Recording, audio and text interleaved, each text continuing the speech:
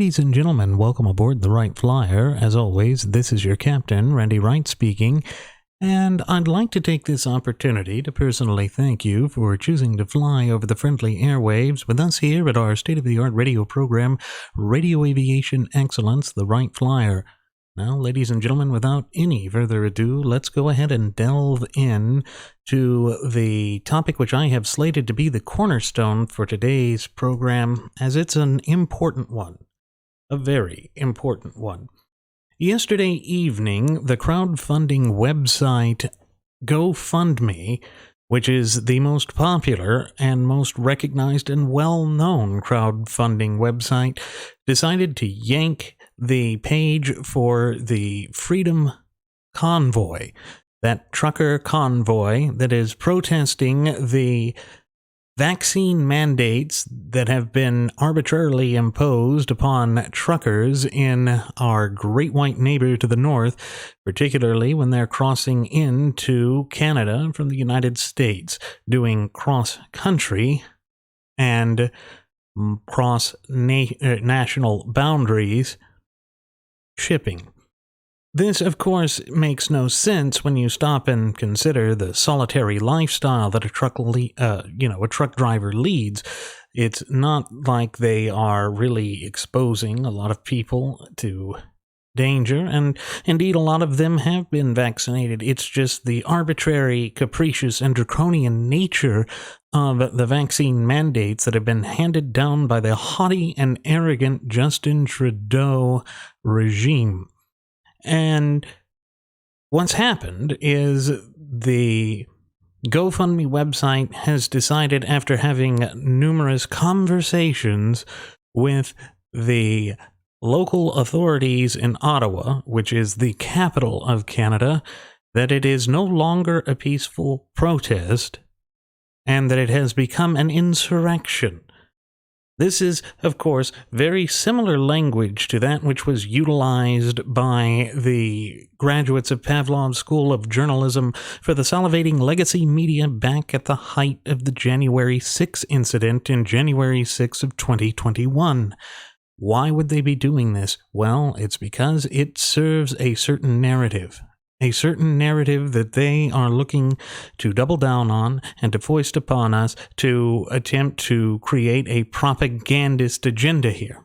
And this is what the left has always been so good at. They have been experts at this. They excel in this. And that is that they have controlled popular culture for a long time, and that in so doing, they can basically forward whatever narrative they want. Now, initially, the whole withdrawal of the page, or the suspension of the page, or however you want to reference it, stated that the donors who had donated into the estimated amount of $9 million to the Freedom Convoy would have to fill out an automated form on the GoFundMe website to receive their donations as refunded to them as per the deadline that they had set up. And that deadline was, if they didn't fill out that form by February 19th, that it would automatically be redistributed to certain credible charities as verified and determined by GoFundMe. Now, of course, GoFundMe did say that this would be through the original creators of the GoFundMe page, their choice, but it would have to be limited to the ones that were vetted and selected by GoFundMe itself, a company that has a rather dubious track record of left-wing advocacy and very selective enforcement of their rules, and very selective application of their vague and ambiguous terms. Unfortunately for them, there was huge backlash from the multitude of people that had made these donations in generous and copious amounts, and that makes sense too when you stop and think about it, because of the way that GoFundMe just did this willy-nilly and in the night. And this was the second time that they had frozen the page there and the entire donation process for the Freedom Convoy, initially stating that they wanted to make sure that they needed to have things in place, which is weird because when you look at the terms of service that is on the GoFundMe website, it says that they are free from all liability for that because they are absolutely not responsible for those things. So why is it that they're looking into that? Why didn't they do that when they were applying funds to Black Lives Matter that were, of course, misappropriated to essentially buy those communist special housing? Things that weren't utilized for what their stated and intended purposes were. You know, it's just par for the course when it comes to these frothing at the mouth Fabian socialist leftists that are attempting to pull the wool over our eyes. And indeed, they've been attempting to do that the entire time. Still, it's also gotten them into a little bit of hot water with Florida Governor Ron DeSantis, who said that it would be fraudulent if they didn't return the money to the donors, and that he was asking his attorney general to initiate an investigation into the crowdfunding service. And rightly so. This sort of arbitrary and capricious application and selective application of the rules and their terms of service, the way that they had ignored Kyle Rittenhouse, and the way that they have been political actors in all of this, has just been disgusting. In fact, one of the co-founders of the website was involved with the donations for and funding for the Pfizer vaccine. It's interesting that there appears to be a conflict of interest involved with this crowdfunding website. But it is not the first time we have seen them do this. As I had just mentioned, they had, in fact, frozen this at one time before when the funds had reached $10 million in the Freedom Convoy itself, but had managed to release $1 million of that after a steady supply chain and source of distribution was proved to GoFundMe by the organizers for the Freedom Convoy. And then all of a sudden, after having a discussion with law enforcement authorities in Ottawa, they then made the arbitrary and capricious decision, a sudden notice that it was now an insurrection, yet they provided no direct evidence of this to the people or to the donors. No, there is something very dubious about this, and it is horrific for them and is going to look very badly for them. In fact, it already does look very badly for them, and that's why they're already backpedaling on this issue. But it's also not the first time they've yanked it on political grounds before, too. Like I mentioned, they were involved with Antifa. They were involved with Black Lives Matter. And then there was the Kyle Rittenhouse case, because they said that they couldn't have it go to supporting a murderer, even though he was found not to be that. And ultimately, what they engaged in was tantamount to defamation, although it would be exceedingly difficult for Rittenhouse to prove that in any way, shape, or form, because the entire legal ordeal that he was put through by Krause and Binger had essentially made him, though he did not ask to be transformed into a public figure, which means that he would have to prove actual malice, which is a near impossible standard to meet within our legal system. But even more dubiously, with respect to GoFundMe, the crowdfunding website had also yanked support to $36,000, which had been raised to help a Texas sheriff deputy, Jason Jones, who is dying because of injuries he sustained and then COVID-19. and because his wife tried to get him ivermectin to help treat him so that he would be all right, GoFundMe froze the donations that were sent to them on arbitrary and capricious grounds again.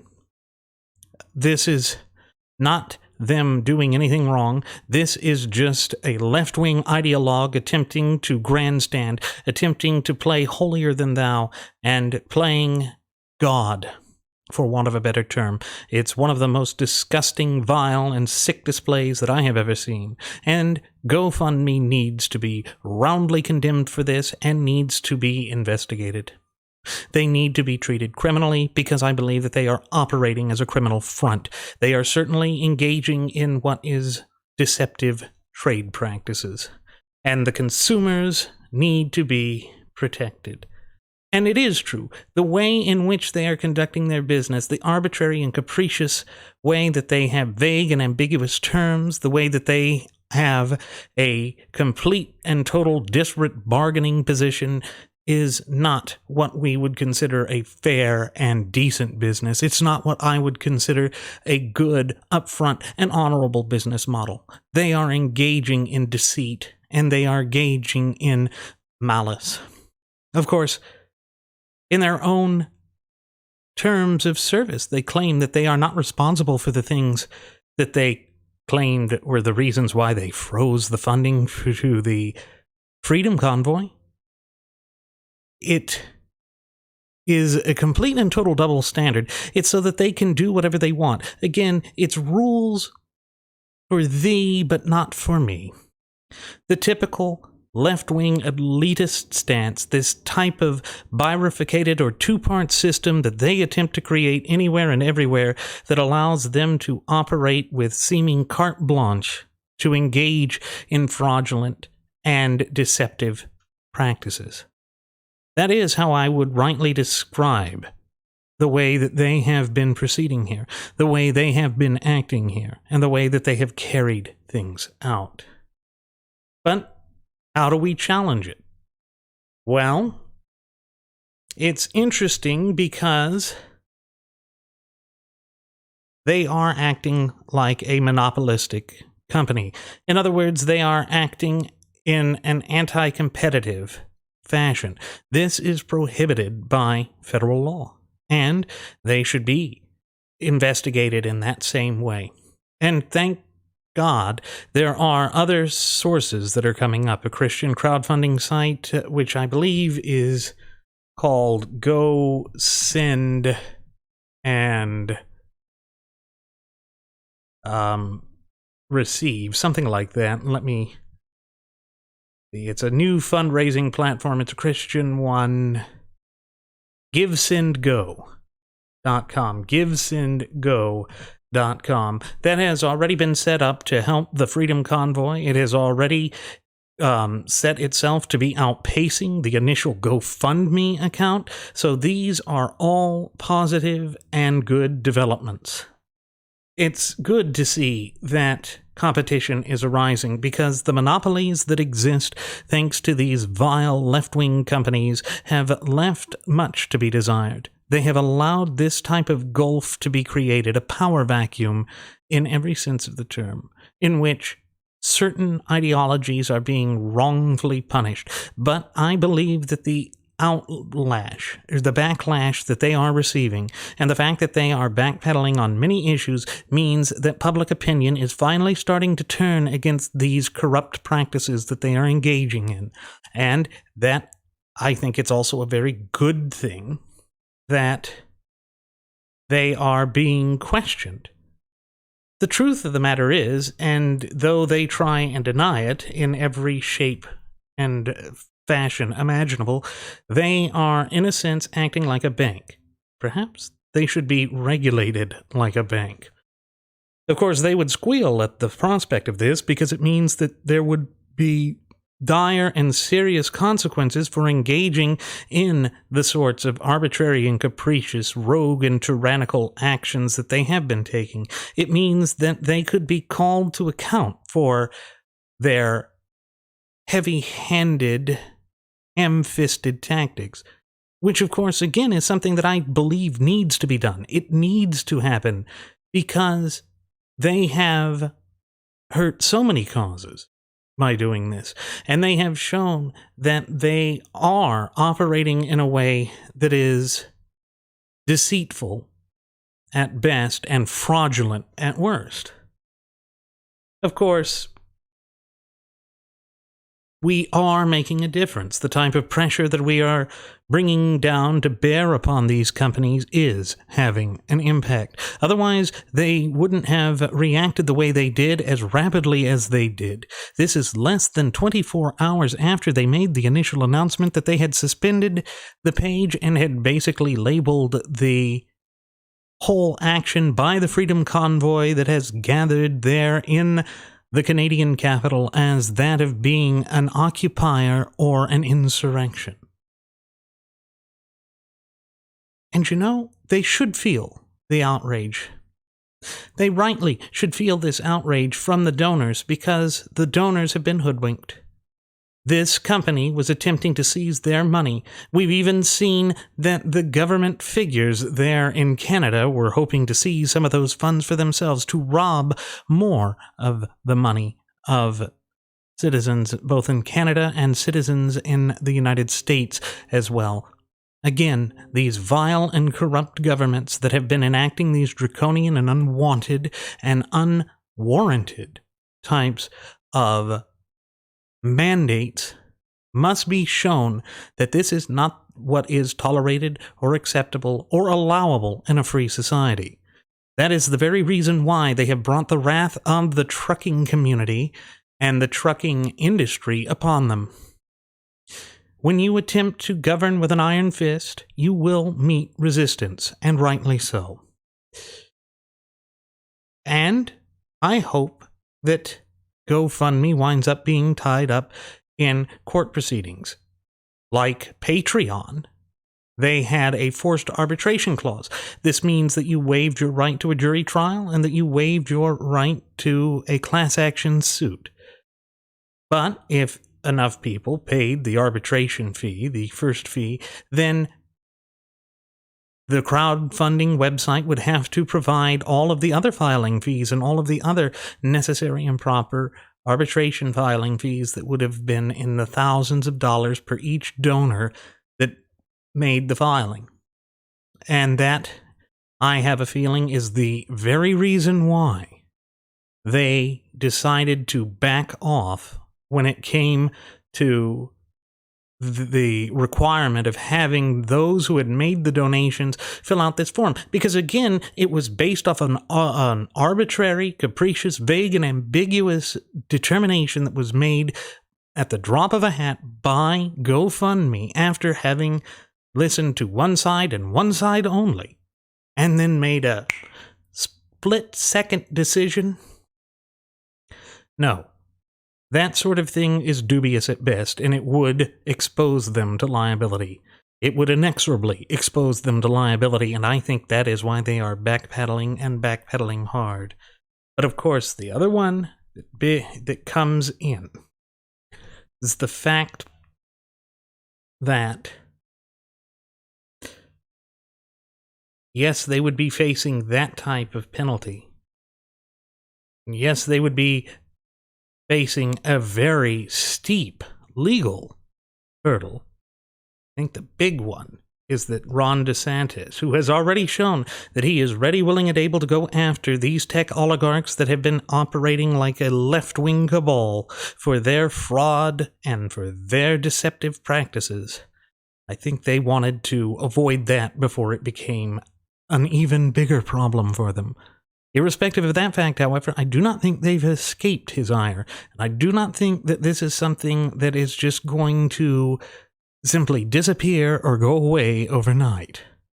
They have made their bed, and now they are going to have to sleep in it. What's more, I hope that more states will follow in the grand example of Florida, because what Florida has done here, and what Governor DeSantis is saying here, is a good thing. It's the very sort of thing that we need. It's the type of leadership we need in this age when these tech oligarchs have had a disparate impact on our electoral process, when they have had a disparate impact on all sorts of important factors. They have had way too much power and control, and it is time that they be regulated, and this is the way to regulate them. Now, with that said, ladies and gentlemen, I want to take this opportunity again to thank you for choosing to fly over the friendly airwaves with us here at Radio Aviation Excellence, the Wright Flyer. I hope to see you again the next time we fly out. Please do take care. See you around.